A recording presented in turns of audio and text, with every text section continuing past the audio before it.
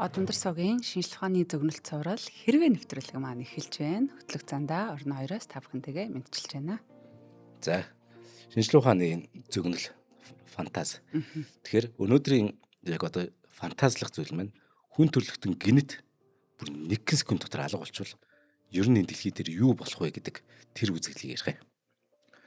За, гэтээ ярихаас өмнө хэдүүлээ маш их юм төсөөлөх хэрэгтэй бол эхлээд амьд байгаа дээр. За, өглөөс ирээд ажиллаа явах замдаа та бүхэн маань өөрийгөө талбайн зүүн талын гарцсан дээр зам гарах гэж зогсож байна гэж төсөөлөөрэй.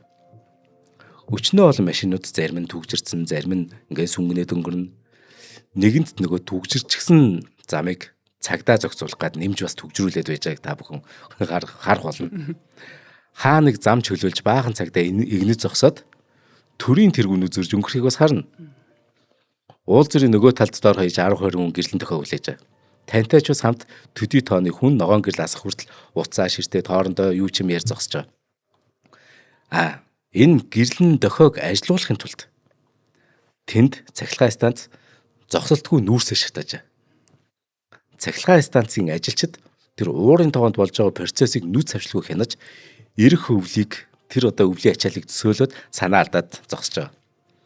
Эрх өвл бидэнд яг 150 мегаватт цахилгаан сох дутах юм. Өнгөрсөн өвөлтэй адилаар цахилгааны дутагдлыг эрчим хүчний хязгаарлалт хийж давхаас өөр сонголтгүй. За энэ байдал одоо хэр удаа үргэлжлэхийг мэддэг. За ийм л байдалтай бид нар байгаа. За тэгэхээр эрчим хүчийг ярьж байгаа шалтгаан энэ нөгөө хэрвээ хүн төрлөختөн гів гинтхэн алга болвол яах вэ гэдэг дээр эрчим хүч маш их хэмжээгээр яригдах учраас энийг ярьж байгаа шүү. Улаанбаатар хот жилд дунджичаар 5-аас за нэг 5.2 сая тонн нүүрс тэр нүүрсийг дулаан болон цахилгааны хэрэглээнд зориулсан шатааж байгаа. За 5 сая тонн нүүрс гэдэг тийм ер нь хавцаа. Энэ ойролцоогоор одоо нэг ингээд галт тэрэгний ингээд цуваг яг нэгийг нэг вагон гэж үзэх юм бол тэр чинь нэг 60 тонны вагон байна шүү дээ. Тэгэхээр нийт нэг 80 мянган вагон гэсэн үг юм. 80 мянган вагон чингэлэг одоо тий галт тэрэг. Тийм урттай галт тэргээр хотын иргэдийн 1 жилийн цахилгаан дулааныг тэр хэрэгцээг нь хангадаг байна. 7 хоногт хэрв энийг хуваарлаад үзэх юм бол өдөрт нэг 200 галт тэрэг 200 цуваа өдөр бүр тийм галт тэргээр бид нар нүүрстэй үржлээд тэрийг шатаадаг байна шүү дээ. Гэтэл энэ их хэмжээний нүүрсийг шатаагаад ч бид нар улсын цахилгааны хэрэглийг бүрэн хангаж чадахгүй шүү дээ. Хойд хөршөөс эрчим хүчний бүрэн хамааралтай хэвээрэлэн за тэгээд эрчим хүчний хэрэглээ жилээс жилд ихсхийн хэрээр цахилгааны өн тэгэл мэдээж өсөөлнө гэсэн үг. За тэгвэл Улаанбаатар хот бага уурын цөмийн цахилгаан станцтай төсөөлөе хэдүүлээ. Атомын цахилгаан станцтай, цөмийн цахилгаан станцтай. Хэмжээгээр одоо нүүрсний цахилгаан станцуудтай адилхан ч байж болно. Тэр нэг ч чухал зүгээр яг хүчин чадал. За хэрвээ цөмийн цахилгаан станцтай байсан бол Улаанбаатар хот дахь тэр 1.7 сая иргэдийн бүтэн 1 жилийн цахилгааны хэрэглээ хэдэн тонн байх вэ гэхээр 255 тонн л байх юм. Бид нар нэг 5 сая тонны талаар ярьжсэн шүү дээ. Одоо бид нар 255 тонн байгальдах цэвэр уран байх байх. Үүнээс 1.9 тонн уран 235 энэ цөмийн задрах урвалд орж иж эрчим хүчний хэрэглээнд ашиглагдана. Тэгэхээр яг бүр тэр нөгөө уран 235 нь 1.9 тонн байхад болох юм. Бас тонн юм байна тий. За 255 тонн жинтэй уран ойролцоогоор хаашаашаага хэр хэмжээтэй байх вэ гэхээр тэр чинь уран чинь их хүнд элемент учраас жижигхэн. Хаашаашаа 2.4 м тийм шоо хэмжээтэй л болох юм. Зав. 2.4. Тийм. Би жижигхэн байх хэрэгтэй гэж бодожсэн тонн гэхээр нь юу илээ гэж бодсон. Тэгэхээр чинь хаашаашаа 2.4 м хэмжээтэй тэр нөгөө 5 сая тонн нөгөө хэдэн 70 мянган 80 мянган нөгөө вагонтой тэнцэх хэмжээний бид нар эрчим хүчийг гаргаж чадна гэсэн үг байхгүй. Нөгөө хүн төрлөختөн гинт алга болвол яах вэ гэдэг энэ ахиад тэгээ энийг яриад байгаа шалтгааныг та ойлгож ороод ирэх юм байна ер нь. Нэгээс нь нэг жоохон том өрөөтэй айлын том өрөөг бүхэлдэнд дүүргэнэ л гэсэн үг гоц. Ийм хэмжээний урааны галт тэргээр тээвэрлэхэд жилд ганцхан удаа л зүгээр. Нэг за 13 чингэлэг урттай галт тэрэг байхад хангалттай. Нэг нь саяар яригж яхад нөгөөт нь гарын 13 дотор багтж байгаа. Нэг нь өдөр бүр 100 чингэлэг урттай галт тэргээр тасралтгүй зөөх бол нөгөөх нь жилдээ ганцхан л удаа. Нэмээд цөмийн цахилгаан станцаар эрчим хүчний хараат бус байдлаа бид нар хангачна. Тэ? Бүр мөрөөдөх юм бол гадагшаага бид нар эрчим хүч экспортлох боломжтой. Оросууд биднээс эрчим худалдаж авч байна гэж сөөлтөө нэг гоё байгаас тий. Бид нар тэгээд тэрэн дээр тэгвэл нефтэ бууруул энэ төр гэлтэй хариуд нь юм яриад.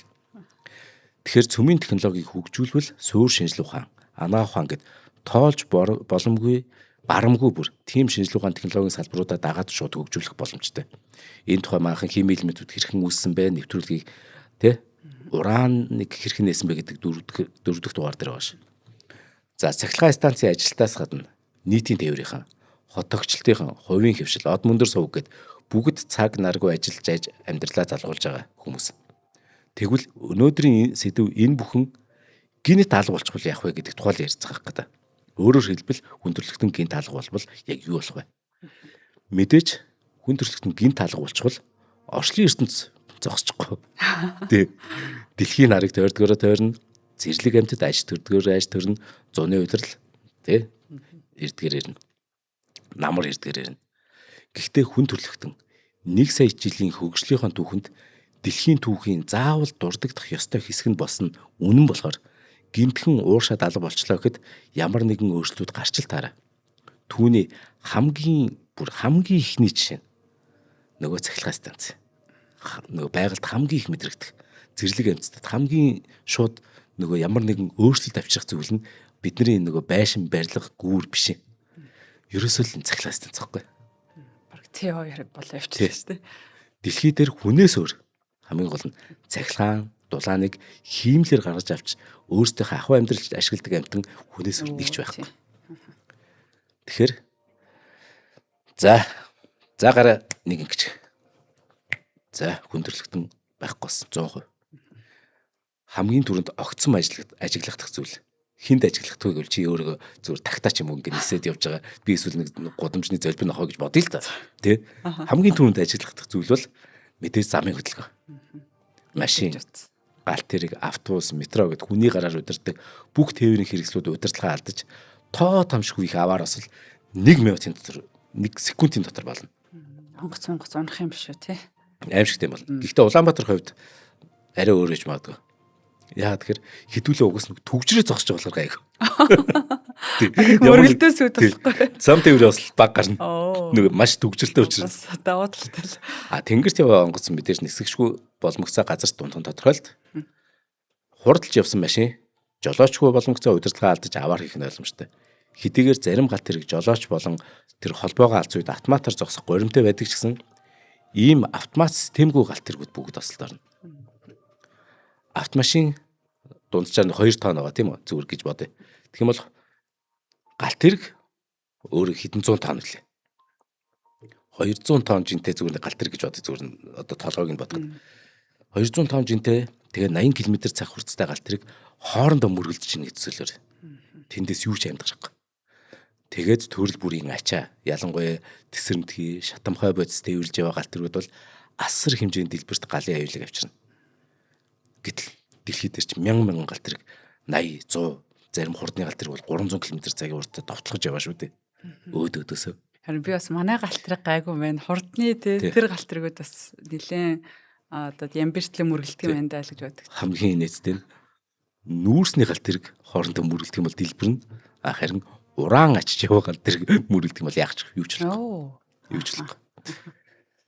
За энэ бол хөөрэ газар дээр хормхон зуурт болох л үзэгдлээ. Нөгөө талд далаа тэнгист болохоор байдал харьцангуй тайван байна. Далаад явах хөлөг онгоцууд аяллаа алгуурхан үргэлжлүүлжлээ. Харин далайн эрг гол мөрний дагуу яваа онгоцууд бол найдвар байхгүй мэдээж. Эргийн зогсоолоо очиж мөргөн. Замд нь таарс усан онгоцуудтай мөргөлдөж бас л бөө ославаар гарна. Тэрнгүүр ялангуяа нефт тээвэрлж яваа тэр танкууд хэрв ямар нэгэн байдлаар мөргөлдөх юм бол далаа руу нефт асгах аюултай. Энэ төрлийн ославаар мөн л Монгол улсад маань мэдээж болохгүй.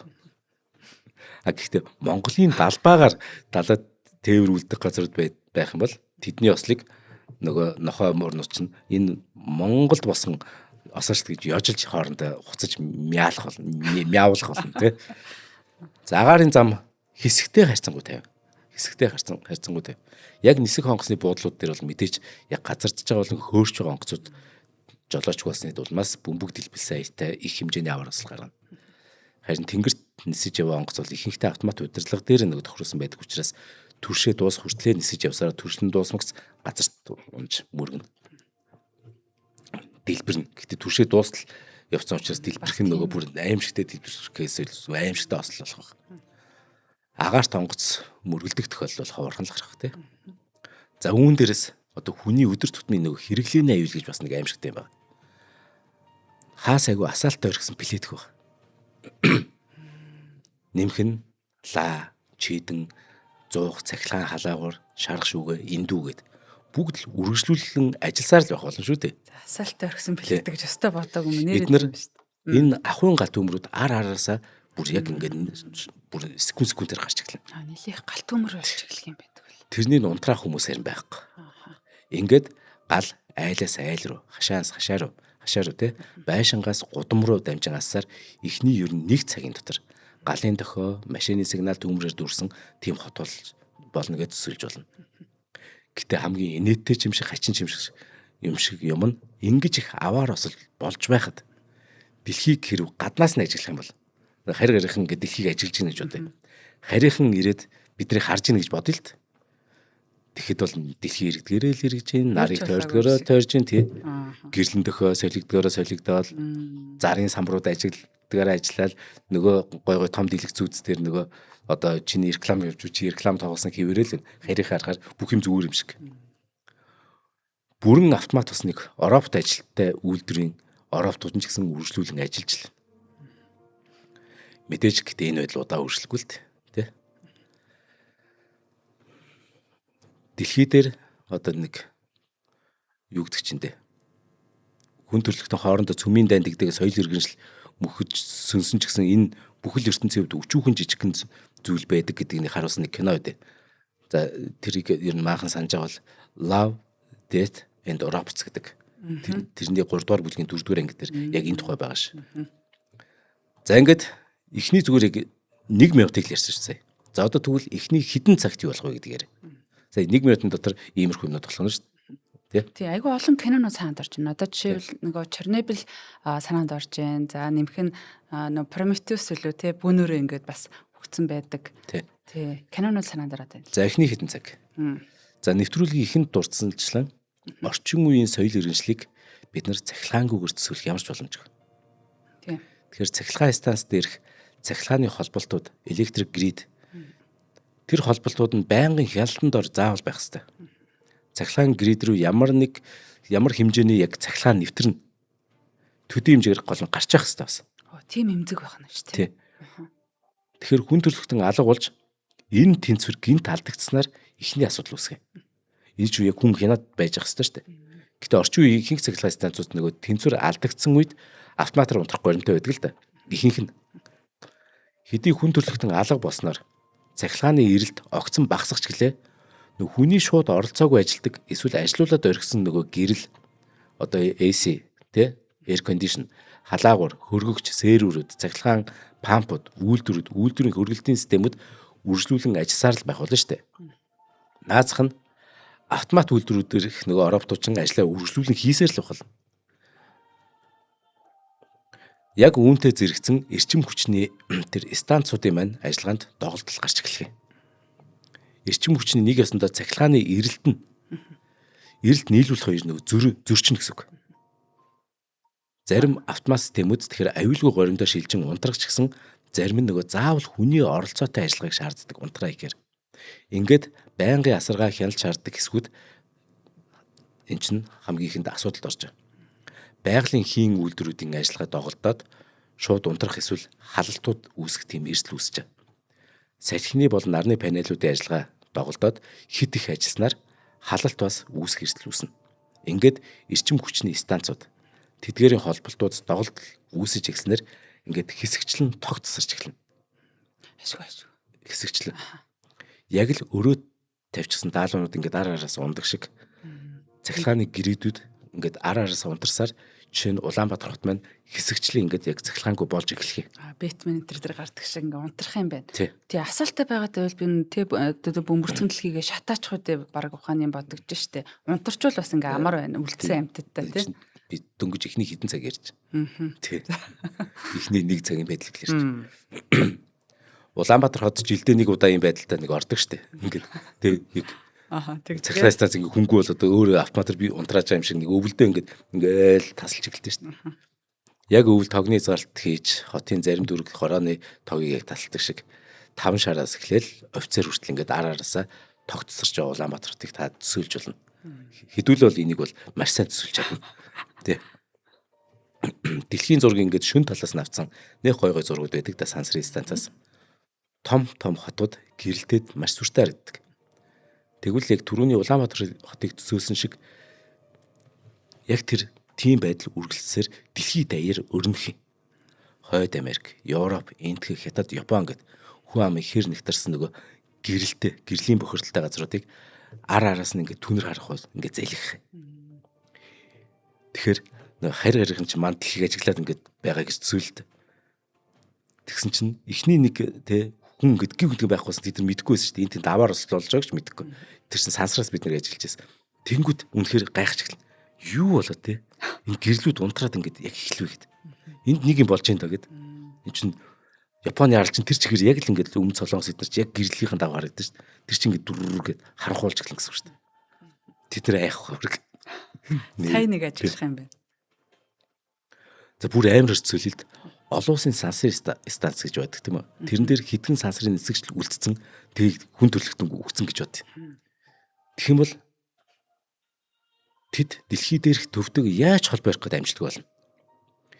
Эхний хагас цагийн турш ямар нэгэн холболт эсвэл байгалийн ностой үзэгдэл улмаас холбот тасарлаа л гэж тэд нар эхлээ бодох юм. Тэдний хувьд дэлхий дээрх бүх хүмүүс орон мөргүү болчихсныг шууд ажиллаж чадахгүй шүү дээ. Харин ахаад хагас цагийн дараас эхлээд олон улсын сансрын станц маань тэрэн дээр бол сансрын нисгчт маань дэлхийн шөнө хэсэгт тэр яг тий гарах үед айжмар тэр авраг мега хотуудын гэрэл унтарч байгааг яг хараад яг айц тавтан харах юм. Ер нь энэ сансрын станц чинь өдөрт дэлхийг нэг 16-7 удаа тойрчдаг шүү дээ. Тэгэхээр шөнийн хэсэгт 8 удаа, өдрөөс 8 удаа очдог байхгүй. Тэгэхээр ингээл цагийн дотор тэр чинь нэг шөнийн хэсгээр очиж. Тэнгүүд ингээд Токио, тий Бээжин, Шанхай, Сөүл эднэр ингээд унтарч байгааг ингээд харна. Ингээд Япон тэр чигээр ингээд унтарч байгааг. Тэгэхээр айц тавтан гарна. Тэгээ холбоо ирэхээр хинтэж урч чаддаг. Бүтэн цаг өнгөрсний дараа олон улсын сансрын станц дээрх нисгчд дэлхий дээр хүн алга болсныг мэдэх болох. Нэг цагийн дараа. Хүн гэцүүл юу байхгүй болсныг. За ингээ үүний дараагаар утасны сүлжээг хангадаг антеннууд ажиллагааг болно.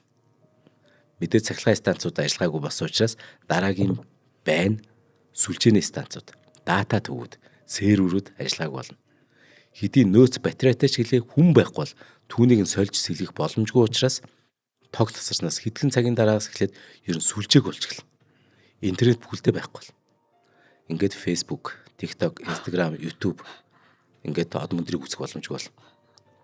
Харийнхан дэлхийгээс цацагдсан тохиогоор од мөндрийг үздэг байсан гэж бодъё л да. Зүгээр тий. Тэгээд за адрын дээр өндөр хин гэдэг нэг хүн гэж шиг ярих нь үгээд яг ингэсэн чинь байхгүй болцсон. Уурлаад нөгөөдөлж харих яач вэ гэл. Тэгэл ингээл та нар нэвтрүүлгээ гэж хэд ирэх гэсэн ч угс бид нар байхгүй. Нэг ч хүн байхгүй.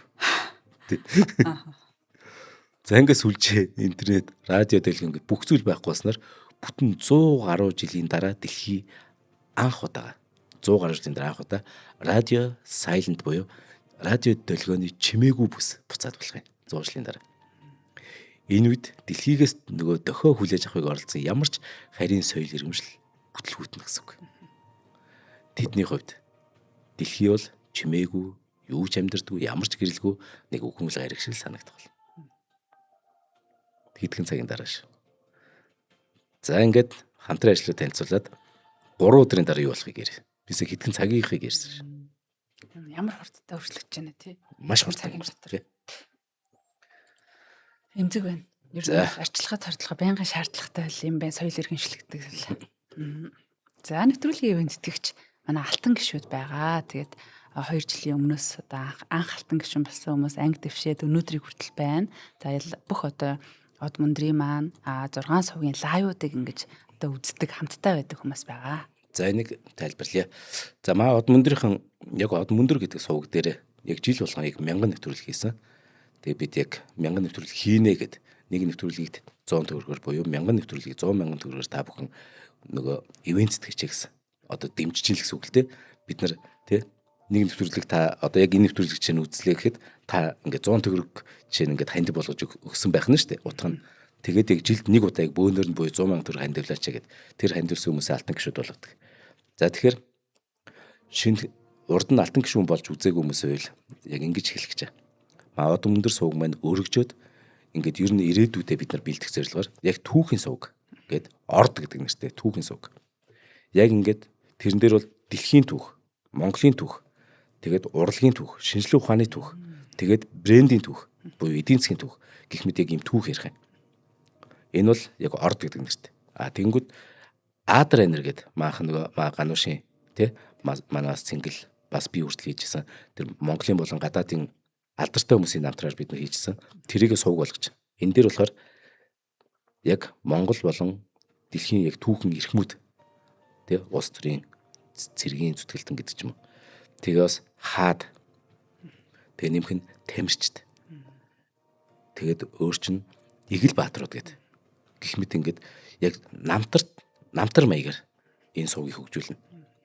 За нэмэх нь домог гэдэг нэг сувг үүсгэж. Тэр нь болохоор яг хүүхд багчууд зориулаад багаас ер нь хүүхдийг үлгэрт бүр томтуулах хэрэгтэй.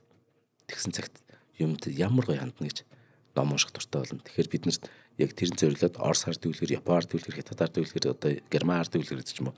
Ингээд плейлисттэй тэр дотроо ингээд хит хитэн юутай домог гэж сувгийг. Гэтэ энийг ойрын 1-2 сард арай амжихгүй. Гэтэ энэ жилдээ багтаахыг бодно. За нэмэх нь болохоор синс гэж сувг. Тэр сенсац гэж юм шиг, эсвэл сенс гэж юм шиг, эсвэл синс гэж юм шиг, монгол үг юм шиг. Тэр синс гэдэг сувг дээр болохоор одоогийн бидний зүгээр төлөвлөж байгаа юм ба. Ер нь жоохон entertainment талтай. Гэхдээ яг нөгөө од мөндөр нэг стилээр тэр entertainment-ийг хөгжүүлэх санаа одоо сенсорсон 50 од эсвэл ингээд за яг ингээд хэн орж ирлээ гэж бод.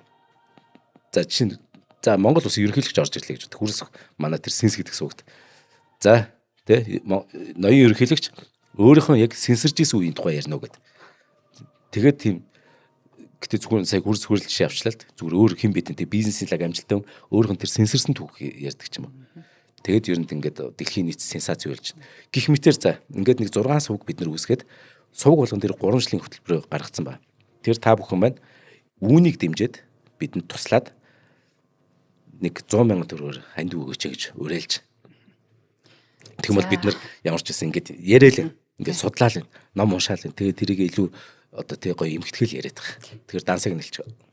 За 94,000 4191 тэг 4 518 худалдаа хөгжлийн банкны энэ дансны од мөндөр танин мэдгүй эзэмшигчтэй энэ дансанд та 100 мянган төгрөг болон одоо түүнээс дээш дүнгээр гээд байгаа тий. Утасны дугаараа гүйлгээний утга дээр нь бичиж шилжүүлнэ. За нэвтрүүлгүүд маань яваатан удааг байхдаа аль хэдийн алтан гишүүдийн маань групп өнөр олуулаа болж जैन. Тэгээ та бүхэндээ их баярлалаа. Болж амжаагүй хүмүүсээс нэгдээсэй гэж хүсэж байна. За хүн төрөлхтөн гинт алга бол юу болох вэ гэдэг ихний нэг хитэн цаг явчлаа. За одоо эхний 3 шин.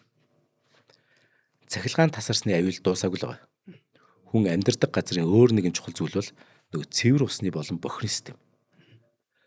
Мэдээж ус цэвэршүүлэх төв, цэвэр ус татах төв, бохирын төвд бүгд цахилгаанаар ажилладаг.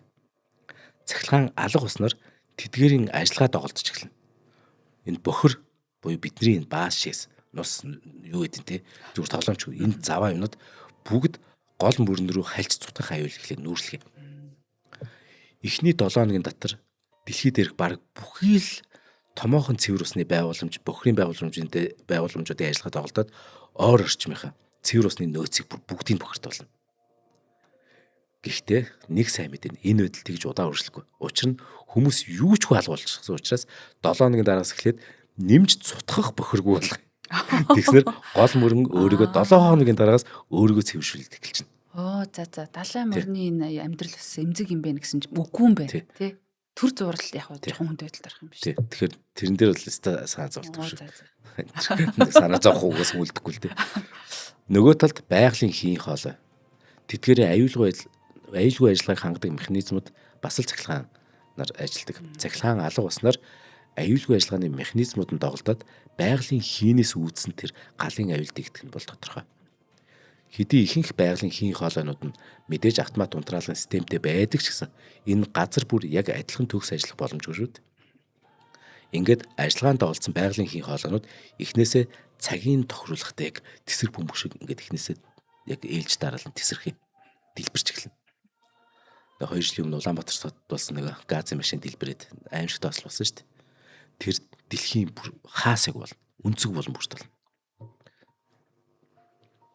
Маш хямдхан юм дэлбэрээд байгаа тийм. За мэдээж эдгээр энэ олон нийлсэн аюулууд нь эргэн тойрны байгальда галын аюул авчирна. Үерийн аюул дагуулж байгаараа их жоох ялгаатай. Эхний хэдэн 7 хоногоос хэдэн жилийн хугацаанд байгаль орчиндөө нэг хит их бохирдуулж үер гал дэгдээснээр хүнээс бусад амьтдын амьдралд мөн нөлөөлөд эхлэх юм. Хоцтойгоо ойр байгальд гэдэг те. Одоо Улаанбаатар бол байгальтай их ойрхон хот шүү дээ. Тэгэхээр хоцтойгоо ойр байгальтай зэрлэг амьтд байдаг газар.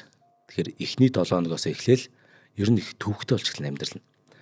Наацхан галын аюул дөртөөл цаашлаад гол мөрөнд бохирдож эхэлнэ шүү дээ. Хоттой ойрхон одоо газарт нь те богдуулчих гэдэг. За тэгэхээр үүнийгээ дагаад тест хэр хэмжээний амьтад үгүйж үргэлжлэхийг бол төсөөлшгүй. Гэхдээ энэ байдал бол нэг удаа үргэлжлэхгүй.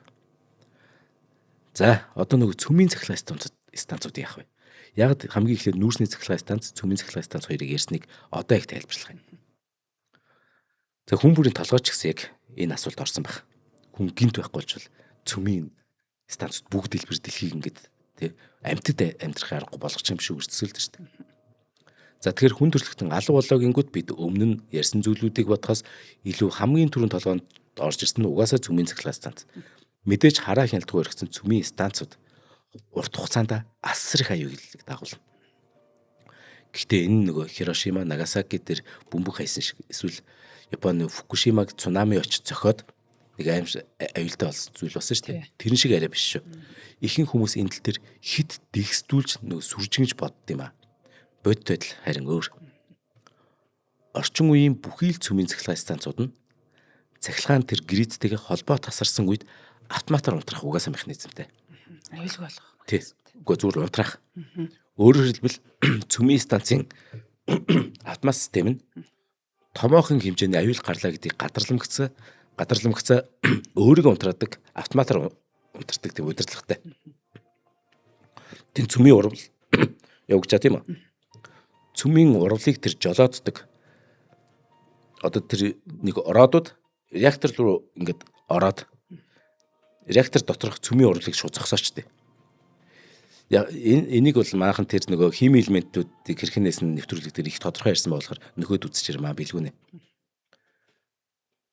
Ер нь бол зүгээр ингээд гал гарч ивэл дээрээс нөгөө ис асгачаар яадаг үлээ тэрнэрхүүгээл ойлгочих болно доо. Энэ автоматар явагддаг зүйл байхгүй. Гэтэ реактор доторх цөмийн урвалыг зүгээр урвалыг нь зогсоолоо гэд асуудал дуусахгүй ш. Харин тий удаандаа яах вэ гэж бодогдсон юм л да. Энэ ч хөргөх систем бас. Хөргөлтийн систем ажиллахгүй яах вэ гэдэг. Энэ л хамгийн асуудал. Цахилгаан байхгүй гэж. Тэр нь шинтэй. Өмнөх ажиллагаанаас нь үүдэж бий болсон нөгөө цацраг үдэгт хаягдлууд гэдэг чинь байж л байгаа шүү дээ. Эдгээр идэвхтэй хаягдлууд чинь үржлүүлэн нөгөө цөмийн хуваагдах задралаа хийгээл байгаа. Тэгэхээр асар их дулаантыг хоригдлуулаа л юм гэсэн үг. Хэдий бид нар илсээр ингээд галыг унтраас гэж төсөөлж байгаа шүү. Зүгээр төсөөлсөн ч гэсэн тэнд улам их доор нь гал дулаан үүсэж чинь гэж боддоо тийм л юм болно шүү дээ. Иймээс эдгээрийг нөгөө хөргөх систем хэрэгтэй байдаг. Угаасаа байдаг гэж юм. Тий. Цөмийн нэг төрөл энэ чинь болоо яг гал шиг бол биш шүү дээ тий. Гал одоо нарыг ус унтрааж унтрахгүй гэдэг шиг л. Тий. Хэдийгээр батарей эсвэл дизель түвшээр ажилладаг хөргөлтийн системүүд байдаг ч гэсэлээ тэдгээрийн нөөц бас дуусна гэдгийг санах хэрэгтэй. Тэр чинь хүн солио шүү дээ. Хэрвээ хангалттай хөргөж чадахгүй бол цацраг гэдэгт үлдэгдлүүд дулаанаа ялгаруулсараад хизээ нэгэн өдөр асар их дулаан ялгарч цөмийн реактороо бүрэн хайлуулна. Яг Чернобыль шиг. Яг хэдэн өдөр хэдэн цагийн дараа гэдэг нь харин тухайн цөмийн цахилгаан станц түүний ажиллах гормоос бүрэн шалтгаалх учраас бүрэн дүүрэн яг таг гэж хэлэх ямарч боломжгүй. Гэхдээ өнөө цаг үед ихэнх цөмийн станцууд дээрх нөхцөл байдлыг бүгдийг тооцож үзээд асар их хэмжээний аюултай байдалд хүрэхээс өмнө бүрэн зогсож унтрах горимд орохоор бүгд төлөвлөгдсөн ба бүгд биш шүү гэдэг ихэнх нь. Нөгөө талаас шинжлэхдээгүй хуучны станцууд ба цөмийн станцууд. Тэд нар бол үнэхээр аюултай. одоо хүртэл байт юм. Тэ Чернобылээс хойш өөрчлөгдсөн болов гэж утсан. Тэд бол цацраг идэвхээ орчин тойрондоо алдаад цацраг идэхт бүс үүсгэх аюултай байна. Нэг өсөндөө яг Чернобылийн ослын дараа юу болсон түн шиг нөхцөлийг үүсгэх аюултай тийм хуучны станцууд байгаа. Дэлхий дээр ийм хуучны дизайнтай цөмийн станцуудын бүр ихэнх нь нэг л устдаг. Орос улбаны устдаг. Тэгэхээр тэр хавийн газар нутгууд цацраг идэхт хордлоод орох маш аюултай. Мэдээж байгаль орчинд цацраг тэр нөгөө цацраг идэх чөлөөтэй хэрэг тарах юм бол нөгөө зэрлэг амьд дургамалт чинь маш аюултай шүү дээ. Чернобылийн жишээг харахад л тэр авийн амьтад осол гарснаас хойш хугацаанд маш их хэмжээгээр багасаж бүр хорогдож бүр устж үгүй бас амьтад төрслөө шүү дээ. Бүр ингээд төрөл зүйлнэ. Ялангуяа тэр бууга, баавга, цагаан чон гэх мэт амьтад бүр нь устж алгуулсан Чернобылийн тэр ослоос. Гэхдээ мэдээж хэрэг байгаль бол бүх зүйлийн яг хаан шүд. Бурхан гэж байдаг бол тэрийг байгаль гэж нэрлэх хэрэгтэй гэдэг байна шүү дээ. Байглаа гэд. Нэр байгалаа бол хамгийн хүчрэг учраас цаг хугацаа өнгөрөхөөр цацраг гэдэг хэмжээ багасаж байгаль өөрөөгөө нөхөн төлжүүлнэ. Энэ хугацаанд тухайн орчин тойрондоо бас дассан ургамал, дассан амьтаж бий бол боломжтой. За тэгэхээр энэчээс дүгнэх юм бол хүн төрлөختөн генет алга болсон хамгийн гүн сориг нь цацраг гэдгийн аюул байх. Нэг ер нь станцууд л байх. Яг хүн гинт алга болсныг нэг ирээдүйд нэг те мич ч юм уу ямар нэг амтан ухаантай болоо соёл иргэншлийг бүтээсэн бол те 65 сая жилийн өмнө үлэг гүрэл амьдардаг байжээ гэдэг шиг 65 сая жилийн өмнө те хүн төрлөختөн гэж байсныг энэ гүн сорив нь энэ цацраг гэдэг. Тэгтлээ удаж цацраг гэдэг тэгтлээ удахгүй л те гэхдээ ер нь удна. Гал төмөр гол усны бохирдол хэдхэн жилийн дотор өөрийгөө нөхөн сэргээх боломжтой бол цацрагийн аюул хэдэн зуун жилээр яригдана. Гэхдээ энэ хүн алга болсноос болоод цацрагийн аюул бий болсон шүү гэдгийг бас maaхан ойлгоорой. Хүн алга болсон учраас цацраг үүдэх тийм аюулгүй ойлгож болох байсан гэж байгаа юм байна. Хүмүүс цөмийн цахилгаан станц гэхэрэл шууд цацрагийн аюул хордлол бодоод байдаг. Манайд ч гэсэн тэр Оросуудаас явуулж байгаа тэр балаа биеэр бодлого манайд бүр амар хүчтэй явдаг. Энэний эсрэг зүгээр шинжлэх ухааны юм ярьсан үнийг Монгол улсыг урагчаар дууддаг бүр айрамт болчлаа шүү дээ бид нар. Шинжлэх ухаан ярьсан үнийг бид нар урагчаар дууддаг. Ингэж эргүүлж болохгүй шүү дээ. Энэ аюулаас сэргийлж өөрсдөө аварч чадах зүйл гэж байдаг. Тэр бол анааш заа мич нохой биш. Хүн гэдэг зүйл.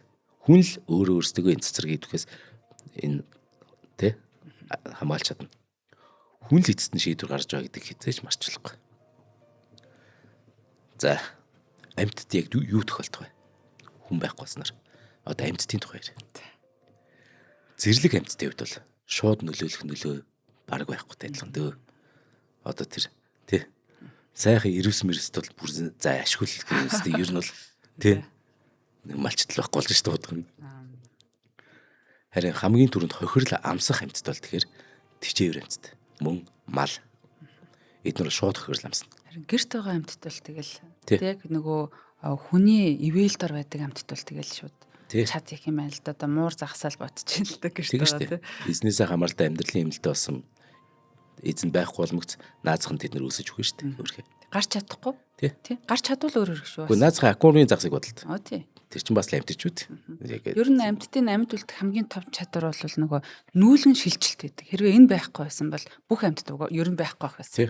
Одоо нөгөө Шанхай Бээжинд очихоор maaхан хардаг үлгүй тэр нэг амар гоё том аквариум усан тий. Тэр нэг аквариум дотор байдаг. Тэд нар чинь бүгд л хөргөд дуржгүй шүү дээ.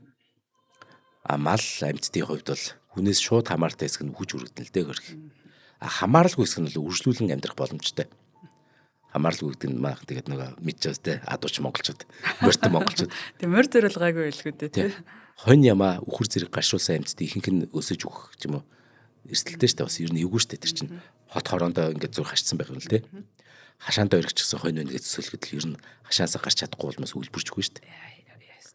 Тэмээ морь зэрэг амьтдын хувьд бол байгальд гарах боломж олдох бол мэдээж амьд л тий. Гэтэ нөгөө талд гэтэ зэрлэг байгалд бас зэрлэг араатай амьтдтай байгаа. Тэднийг анаад байж байгаа гэдгийг марч болохгүй. Мартаж болохгүй ч уусаа байхгүй болж байна. За хүн алга болсноос хойш хамгийн түрүүнд орчин тойронд тархаж сүргэлэн амьдарч эхлэх амтан бол нохой.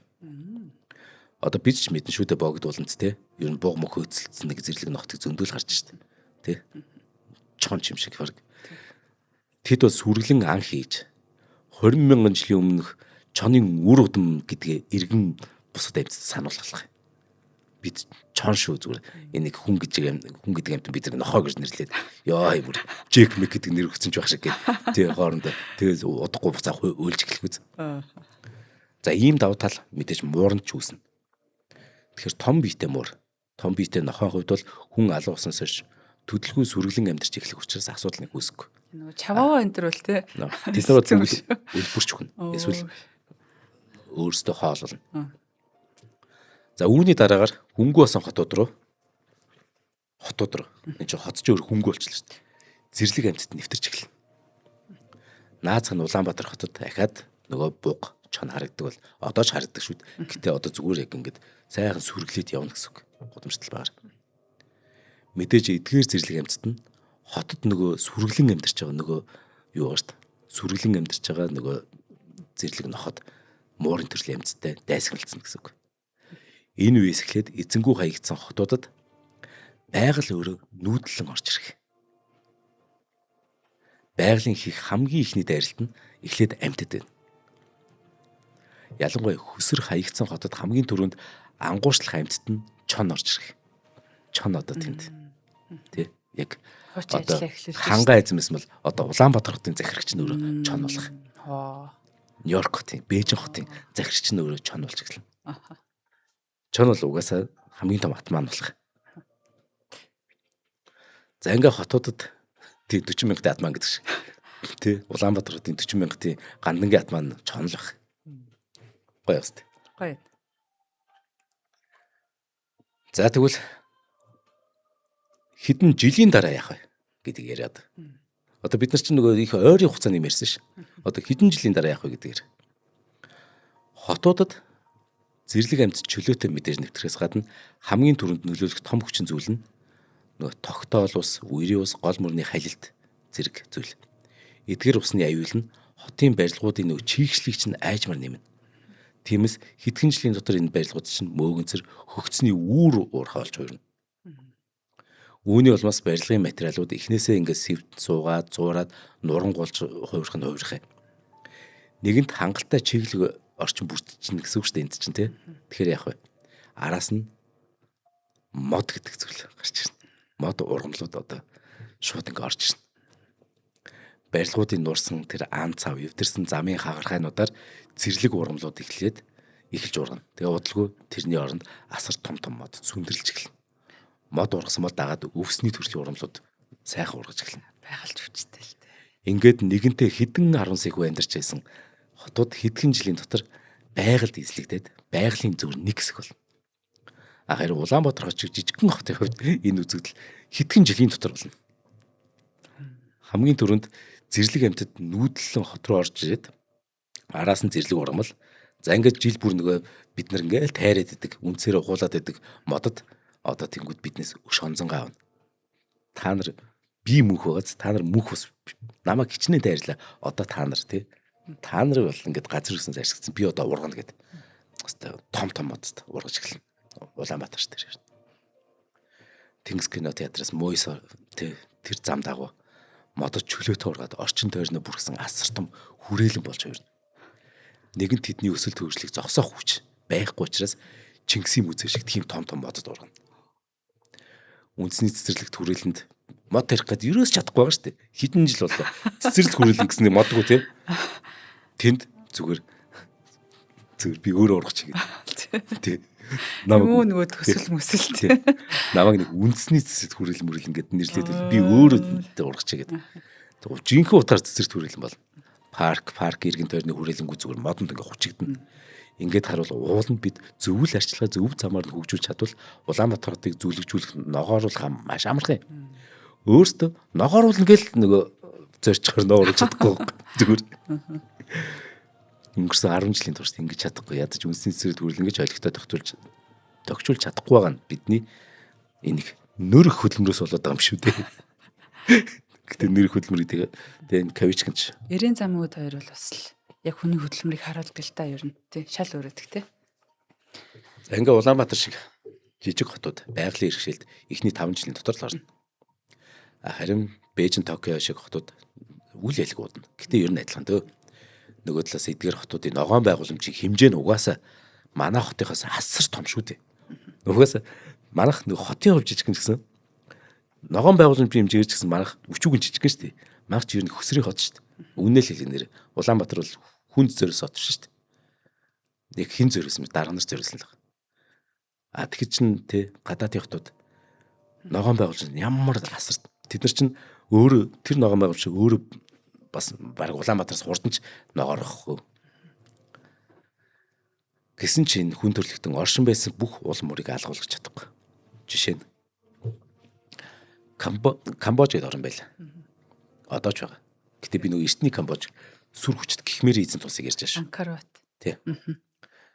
Жиж очижсэн тий. За энэ бол мандан бадарч, сөхрөн унаж, баяжин тэлж, өгүүрэн хоосорч, иргэдээ хомроглон устгаж өстой үзээгүй байхгүй орны чинь л Камбож гэж. Камбожийг энэ жаргал зовлонг хантл үтсэн орн энэ ер нь зүүн өмнөд Азид ер нь байхгүй байх төө. Дэлхийн түүхэнд хамгийн том хотыг хүртэл барьж ирсэн. Ойролцоогоор манай эртний 900 оны үед Гихмэрийн нийслэл Анкор бат тэр хотыг байгуулах ажил эхэлсэн байна.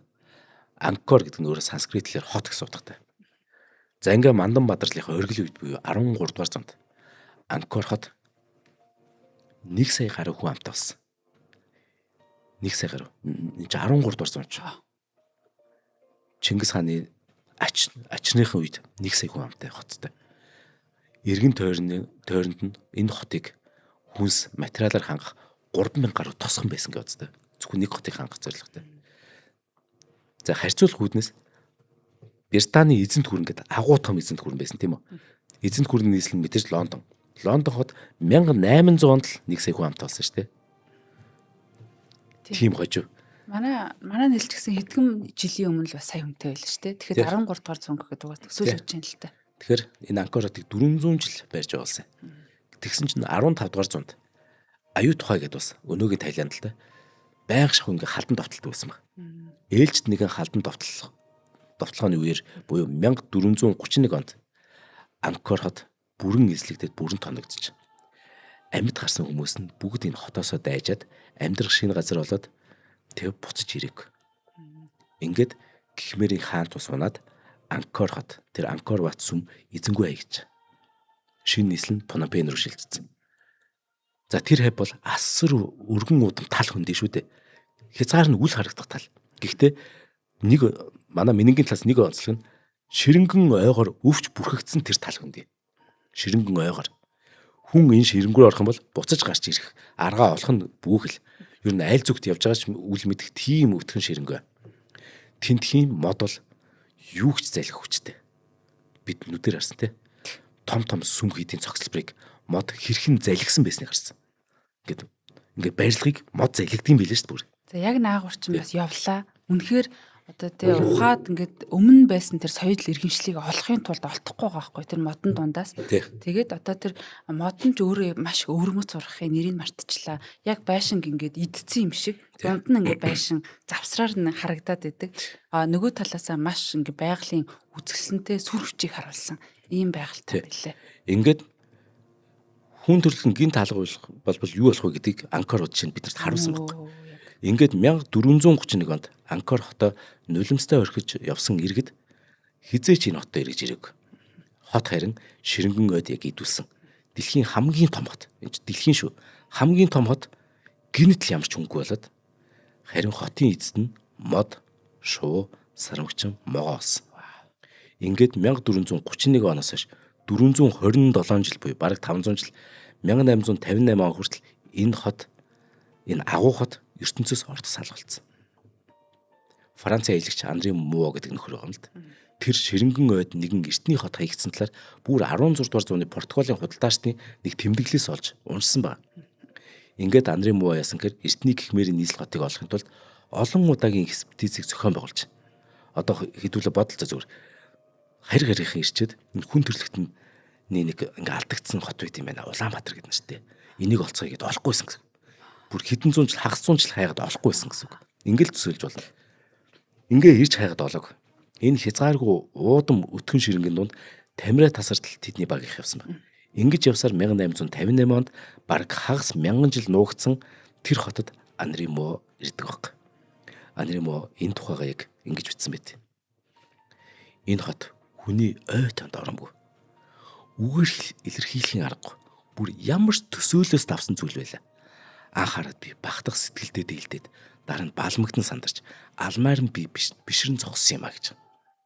Яг үүнтэй адил хувь тавиланг дэлхийн бүх хотод туулна гэсэн үг шүү. За хамтран ажиллагчаа танилцуулаад тэгвэл 100 жилийн дараа юу болох вэ гэдгээр.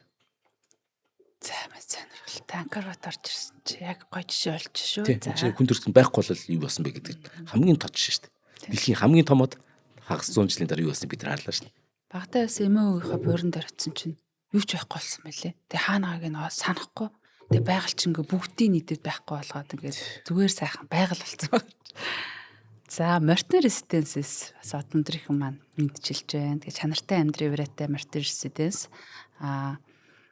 эднийд бас нүүж ирээд те маш олон гоё ингэж таатай зүйлүүдийг мэдэрч байна. Одндрийнхэн маань нөгөө одоо яг нөгөө зайсан Америк сургуулийн хойдлын Мортен резиденс гээд бид 2 жил нөгөө сурчилсан. Яг энэ байшинда бид угаасаа бүр өөрсдөө ороод ирлээ. Энд ч нэ бид офис байгуулаад засвараа хийгээд студид байгуулжлаа. Тэгэхээр энд орж ирээд бид үнэхээр давуу талуудыг ярьжсэн давуу талуудаа нүдээр үзлээ. За нэгдүгürt Мортен резиденс та тэгэхээр байр авъя гэвэл 60 м квадрат 80 90 100 м квадрат гэдэг янз бүр байгаа. За чанарыг бол за шууд би өөрийн нэр төрөөр ямар ч нэр төргүй юм байв яг нэр төрөөр андаалъя. Яг тэгэхээр би өөрөө үнэхээр нэг сонгож байгаа тий. Тэгэхэд өөрөө энд нөгөө орго шийдвэр гаргасан хүн явж нөгөө нүүж ирэх. Энд бол чанар бол номер 1. За хоёрдугаарт мэдээж та шинэ байр авч бол бас үр хөвгт гэж тэг бидний ирээд байна. Эн чинь бид одоо гадаа тоглох гэхээр аюултай.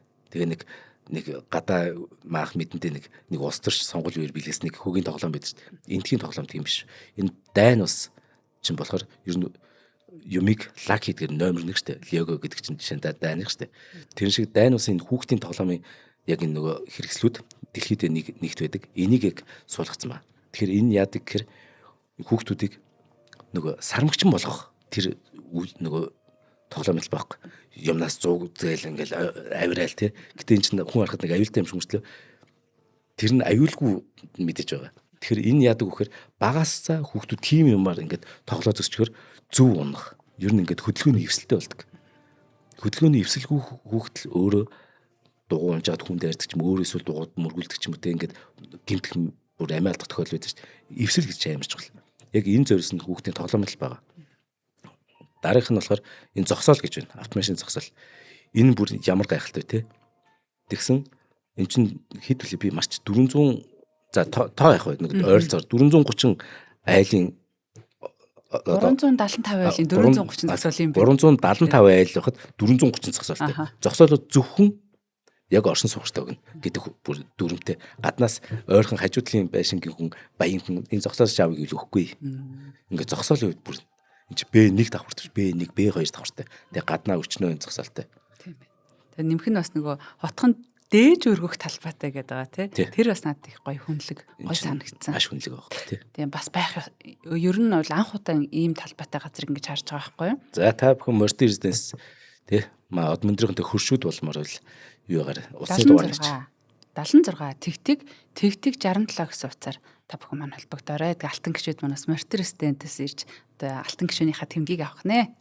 За нэвтрүүлгийн үндэтгэжтэй баярлалаа. За хүн төрөлхтөн гин талга болбол 100 жилийн дараа юу болох вэ? За хэдэн 10 жил өнгөрсөн ч гэсэн нөгөө өндөр байрлах цаамхгууд байгууламжууд модон дундаас ялгаж харагцаар л байх учраас тухайн үед дэлхийн дээр ирсэн харийнхан хизээ нэгс энэ дээр энэ гариг дээр оюун ухаан соёл ирэл байж байгаа гэдгийг ер нь харах боломжтой. Гэтэ яг хотын зам дээр буугаад үзвэл нэг ч хүн байхгүй. Харин оронд нь юу явах вэ гэвэл амьтад тэр нөгөө бидний зам дээр сэлгүүсэж байгаа. Бүр зарим хурдны зам ер нь амьтдын нүүдлэж явах зам болох юм. Тийм бааз их зүгээр ингээд амьтчийг ингээд нүүдэлдэг шүү дээ. Борооны удирлаар эсвэл нөгөө хатаагүй замаар нүүдэлмээр шүү дээ. Тий. Хүний оронд тэр том зам дээр асар том зааны сүрэг хурдны замаар нэг хотоос нөгөөр нүүдэлж өгнө гэж хэлж байна. Гоё гас. Урталт нь нөгөө хамгийн ахмад эмхтэй эмээн ингээд тэргүүлцтэй. Мөн 100 жилийн дараагаас эхлээд цацраг гэдэгхийн хордлого мэдэгдэхүйц буурч эхэлнэ. Ер нь бүр биш л дээ мэдэгдэхүйц. Чернобыль зэрэг цацраг идэвхт байсан бүсийн цацраг идэвхий хэмжээ багаснаар тэнд эргэн амьтад амьдарч эхэлсэн шүү дээ. Тэрэн шиг юм болно ер нь. Хүн алга болсон учраас байгалийн хий, газрын тос, нүүрс ашиглалт гэдэг чинь тэг хөв болно. Өөр хинч ашиглахгүй нэг. Тэгэхээр Улаанбаатар шиг агаарын бохирдлогтой хотууд эхний хэдхэн 10 жилийн дотор л бүр цэв цэвэрхэн болно. Том хотуудын хувьд ч гэсэн агаар цэв цэвэрхэн болно. Энэ үйл явц дэлхийд даяар үргэлжилсээр хагаад 200 жилийн дотор дэлхийн агаар мандал 2000 жилийн өмнө байсан шиг цэвэр тунгалаг болох юм. Гэхдээ энэ дэлхий бүхэлдээ нүүрс хүчлийн давхар эслээс ангижирна гэсэн үг биш шүү. Хүн төрөлхтний үүсгэсэн энэ нүүрс хүчлийн давхар эслийн хэмжээ далай тэнгис бол агаар мандлын тодорхой хэсэгт хэдэн мянган жилийн турш хадгалагдсаар л байх юм. Энэ нөгөө талаас дэлхий дээр ирсэн харийнхны үед хэдийн хэмжээний хугацаанд хэдий хэр хүмүүс хэдий хэмжээний нүүрс хүчлийн давхар эслийн ялгаруулсныг тогтоогоод хүн төрөлхтний яг хизээ алгуулсан бэ гэдгийг наривчлан тодорхойлох тэр боломжийг үүсгэх юм байна. Хүнийг судлахад ашиглах нь шүү Тэ дээ. бидний бохирдуулалт тэ. Харин агаар мандлын гадна хиймэл давлууд юу болох вэ? Дэлхийг тойрж иргэдгээр иргэсээр л байх болно л да. Гэхдээ ихэнх нь энэ чинь автомат ажиллагаатай. Тэгэхээр нарны панелаар цэнэглэгдэг энэ чинь өөрөөсөө. Тийм учраас орбита ингээд засаа явчихна гэсэн үг. Орбита засах шаардлагагүй одоо яг тийм нэг автомат юутай хиймэл давлууд бол дэлхийг тойрон эргэлдээл ах юм. Ер нь. Гэхдээ газраас дохио хүлээ аваад орбитацдаг тийм хиймэл давлууд. Тэдний ихэнх нь хэдэн зуун жилийн дараа ихэд ихэнх нь дэлхий дээр ер нь унчна. Нөгөө газраас дохио үлдэх нь унах юм байна тий. Тийм байна. Ялангуяа нөгөө бага өндрийн хиймэл давлууд гэдэг байгаа. Бүгд дэлхий рүү эргээд унчна. Тэгэхээр олон улсын сансар станц бол яг одоогийн өндрөө хадгалаад ямар нэгэн нэмэлт засваргүйгээр үргэлжлүүлэн хэрэг эргэлдэх юм бол олон улсын сансар станц 1 юм уу 2 жилийн дотор дэлхий дээр унах юм. Харин 40 гаруй жилийн өмнө хөргсөн нөгөө Voyager 1, Voyager 2 бол задаа сансарт аялаа үргэлжлүүлж дэлхий рүү нөгөө дохиогоо явуулаад энэ хөрх юмтай. Тинхий нэгэнд. Хизээ нэг өдөр тэднийг өөр өндөр хөгжилтэй харийн соёл иргэншил олох үед цахилгаан хэлхээ төрш нь бүрэн дууссан байх ч гэсэн түүн дээр нь сийлж үлдээсэн алтан пянцнуудын тусламжтайгаар хаанаас ирсэн хэн бүтээсийг мэдэх боломжтой. Тэгээ очисон чинь бүтээс хүмүүс нь байхгүй ууршаад албалцсан. За ингээд ойролцоогоор 10,000 жилийн дараа гэхэд дэлхийн ихэнх хотууд зүгээр нуранганд дарагдаж байгалийн иргэшээлд орсон. Хүний бүтээсэн барилга байгууламжууд нуранганд орсноор дэлхийн геологийн түүхийн нэг хэсэг болох юм бид. Геологийн технофосил гэдэг шин давхаргыг бий болгоно. Магадгүй ирээдүйд дэлхий дээр одоо эрт суурьсан соёл иргэншил, тэг харийн соёл иргэншил харь гарийнхан археологийн судалгаа хий гэж бодъё л. Тэгэх юм бол археологийн судалгаа хийснээр хүн төрөлхтөн нэг 10-аас 20,000 жилийн өмнө амьдарч байсан юм байна. Хуванцар гэж зүйлийг хэрэглэдэг байсан юм байна гэдгийг археологийн судалгаагаар нээх. Ямар нийттэй. Тэг. Тэр нэг шохончлог гэж амьд биетээс үсэж байгаа ш тэ. Тэрэн шиг одоо хүний үсгэсэн нэг давхарга геологийн нэгэн давхарга жижигхэн одоо улбөрөлдөг юм ш. За хүн төрөлхтөн нэгэн таалга болсон ч гэсэн байгаль дэлхий бол хувьсдгаараа хувьсаж дэлхийн нарыг дараагийн 5 тэрбум жилийн турш тойрдгоор тойрсоор л байна. Зэрлэг амьтад амьдардгаар амьдарч дэлхий дээрх амьдрал хөнгүүгээр үргэлжлсээр л байна. Хэдий хүний бүтээсэн зүйлсээс болж богино хугацаанд асар их хохирол амсгах ч гэлээ хүн байхгүй болчвол урт хугацаанд бүх зүйл эргээд онгон зэрлэг байгаал болох юм. Буцаад зүг удирдал орно. Хүний бүтээсэн бүх зүйл хэдэн мянган жил, хэдэн 100,000 жил, хэдэн сая жилийн дараа за бүр яг хэдэн сая жилийн дараа бүр ор мөргөө алгуулна. Хүний бүтээсэн бүх юм ал бүр ямар ч ор мөргөө алгуулна. Гэхдээ бидний бүтээсэн зүйлсийн уул мөрүүд нь тэр геологийн нэгэн давхар болж үлдэхийг мартаж болохгүй. Тэ. Хүн ч бас үүсэх технофосил гэдэг давхар.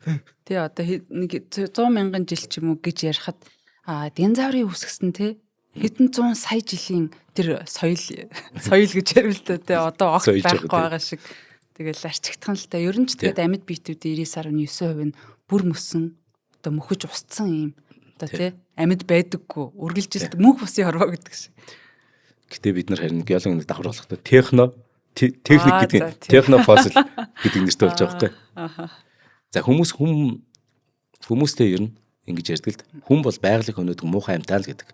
Гэтэл хүн байхгүй болох юм бол байгаль угаасаа л өөр өөргөө аваад явах нь тодорхой шүү дээ. Тэгэхээр нэг бид нар байгалыг юм муухай хөнөөгөөж байгаа юм уу те.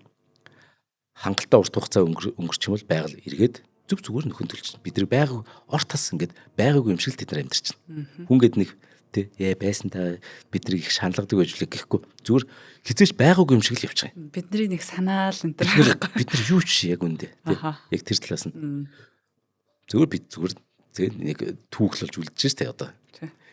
Энэ үлдэх түүхээ харин хэрхэн бичгэн биднээс шалтгаалах юм. Тэнд ирээдүйд нэг оюуханд те нэг одоо төрөлтөн гарч ирээд тэгэх юм бол хүн яа бид нарыг зовоосонтой гэж гарч ирж магадгүй бас те. Эсвэл нөгөө археологийн геологийн судалгаагаар бид нар бас маш их хортой амьд дүүссэн байсан та гэж бас үлдэхгүй хүн шиг те ухаалаг. Тэгэхээр одоо Танос шиг хурууга энжтэй дэлхийд ирэх бүх хүнийг алгуулгаж нэгэн чадахгүй байсааш бид л байглаа амьд ахуй цагт ер нь хайрлж хамгаалахаас өөр ямар сонголтгүй. Байгаль бидэнгүүгээр байж чадна. Бид харин байгальгүйгээр байж чадахгүй байхгүй. Бид бол тэ амьдтын хувьд зүгээр л одоо гинжин хэлхээний бид нар ноён өргөлдөнд байгаа. Бид нар хамгийн хүчтэй нь мөн ч гэсэн. Гэтэ бид тэр гинжин хэлхээгээр байж чадахгүй байхгүй. Харин тэр гинжин хэлхээ бидэнгүүгээр байж чадах юм. Хамгийн инээдтэй. Тэгэхээр бид байглаа амьд ахуй цагтаа хайрлж хамгаалсаар ямар сонголтгүй. Хүн төрөлхтөн уур амьсгалын өөрчлөлтийн буруучин ч гэлээ. Уур амьсгалын өөрчлөлтийг бид нар зогсоож чадах хүнээс өөр амьтан дэлхий дээр байхгүй шин. Бид л энэ уур амьсгалын өөрчлөлтийг зогсоож чадах.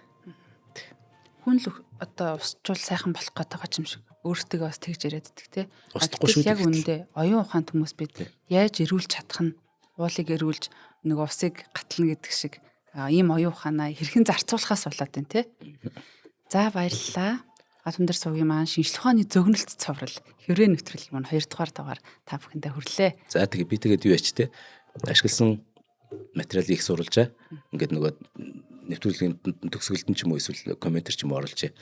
Тэгээ манай физикийн бэлгүү маань те энэ болгоныг одоо бэлддэг байгаа шүү. Сонирхолтой байлаа, баярлалаа. За баярлалаа.